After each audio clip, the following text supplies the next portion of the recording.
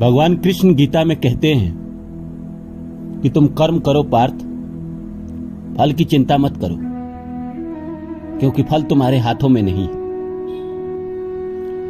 कई बार मन में यह सवाल आता है कि क्या वाकई में कर्म का फल मिलता है, या बस ये ऐसे ही है। क्योंकि संसार में इंसान देखता है कि पापी सुखी है और जो अच्छा इंसान है, जो सच्चा इंसान है, वो दुखी है। ऐसा क्यों है? कोई इसे समझ क्यों नहीं पाता? बहुत सारे वैज्ञानिक ने रिसर्च किया कि क्या कर्म का फल मिलता है। एक पश्चिम के बहुत बड़े रिसर्चर थे।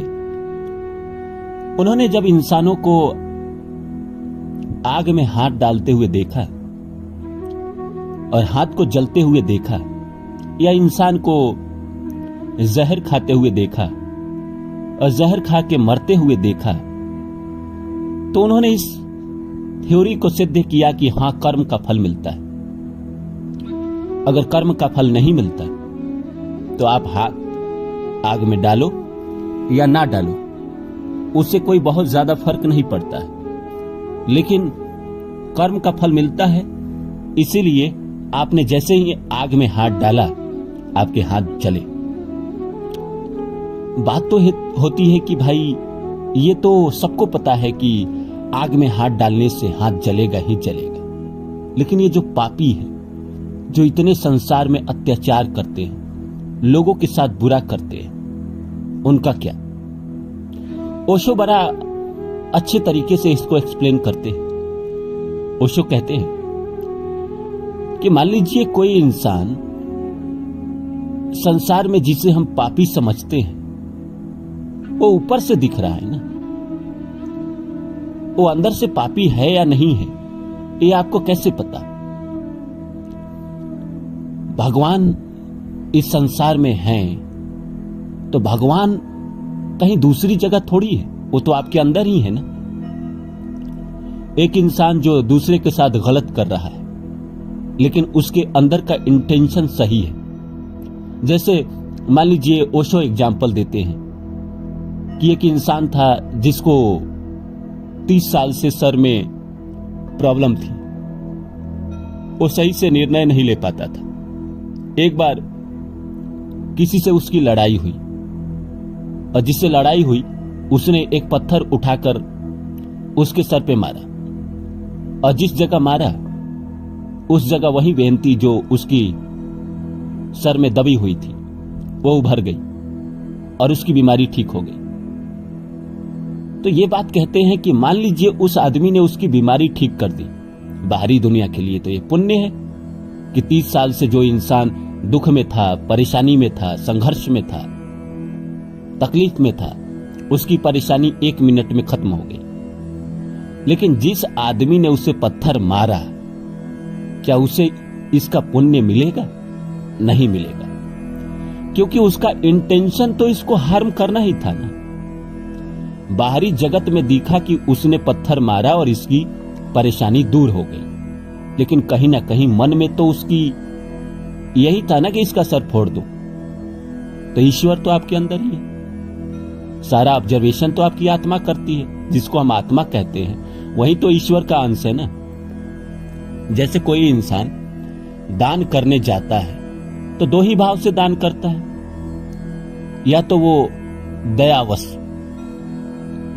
एक इंसान को आपने देखा उसकी हालत जर्जर है, वो खाने को मोहताज है, उसके पास पैसा नहीं है, उसके पास कपड़े नहीं है, आपने इसीलिए दान किया कि आपने उसे देखा और आपके दिल में एक मोह पैदा हो गया। आपको लगा कि कैसे जिएगा यार, मुझे कुछ देना चाहिए, और आपने दिया।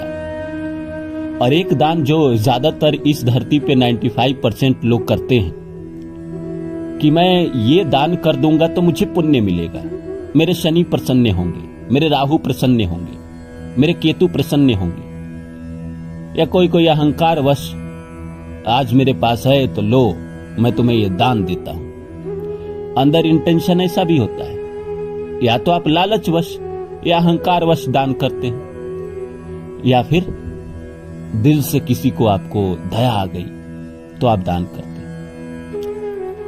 दिल से आपको दया आई और जो आपने दान किया वो तो कहीं ना कहीं पुण्य में आएगा, उसका फल तो आपको मिलेगा, आज नहीं तो कल, क्योंकि ये संसार कुछ भी अपने पास नहीं रखती है, वो लौटा देती है। लेकिन जिस इंटेंशन के साथ आपने कि मैं इसको दान कर देता हूं अहंकारवश या लालचवश कि मैं ये कपड़ा दान कर दूंगा तो शुक्र प्रसन्न होंगे और मेरे घर में पैसों की बरसात आ जाएगी, ऐसा नहीं होता, क्योंकि आपके इंटेंशन में कहीं ना कहीं लालच है, आपके इंटेंशन में कहीं ना कहीं अहंकार है, इसलिए वो दान फल में नहीं बदलता। और हमारे देश में 72% में 72 क्या 90-95% लोग ऐसे ही हैं जो दान करते हैं तो या तो अहंकारवश दान करते हैं या कहीं ना कहीं किसी लालचवश मन में ये भावना पहले ही रख लेते हैं कि मैं इसको दान कर रहा हूं तो भगवान मुझे अच्छा फल देंगे। नहीं, ऐसा दान नहीं किया जाता है। आपको किसी को देख के आपके अंदर करुणा उत्पन्न हो रहा है तब आपने दान किया तो वो सही मायने में पुण्य है। इसी तरह है संसार में, जिस आदमी को आप देख रहे हैं कि वो बाहरी रूप से संसार का हार्म कर रहा है, लेकिन हो सकता है भीतरी रूप से वो संसार के लिए फायदेमंद हो।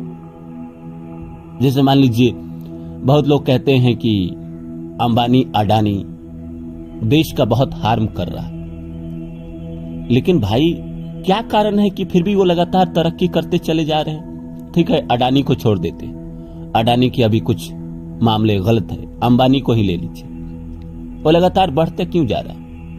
मान लीजिए उसने एक कंपनी बनाई जियो इस इंटेंशन के साथ बनाया होगा जरूर कि मुझे फायदे होंगे, लेकिन ये भी तो इंटेंशन होगा कि लाखों लोग कनेक्ट हो जाएंगे, लाखों लोगों को फायदा भी तो हुआ उसके इस इंटेंशन से।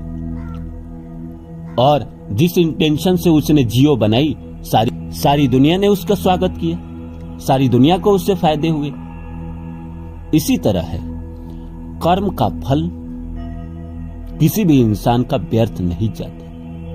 मैं अगर YouTube पे कोई वीडियो बनाता हूं, जिस इंटेंशन के साथ बनाऊंगा वैसा ही फल आएगा।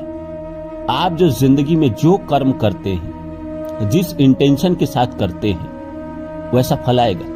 देखिए, भाग्य नसीब वो तो है ही, उसी को तो लेकर बात कही जाती है, भाग्य नसीब, लेकिन ये तो देते ईश्वर ही है ना। लेकिन पहले तो आपसे कर्म करा के ही देंगे। देखिए, कोई भी हो आपके जीवन में, अच्छा हो या बुरा हो, या प्रारब्ध से कोई चीज आने वाली हो या इस जन्म के कर्म से कोई चीज आने वाली हो, आपको हाथ में लाके कोई नहीं देगा, ईश्वर भी नहीं देंगे, आपको कर्म करा के ही देंगे। आपको कर्म कराएंगे और आपको वो चीज मिल जाएगी। अगर आप ईश्वर को मानते हैं तो आपको लगेगा कि हाँ ईश्वर ने दिया, अगर आप ईश्वर को नहीं मानेंगे तो आपको लगेगा कि हाँ ये मेरे मेहनत मेरे अपने दम पे पाया है मैंने।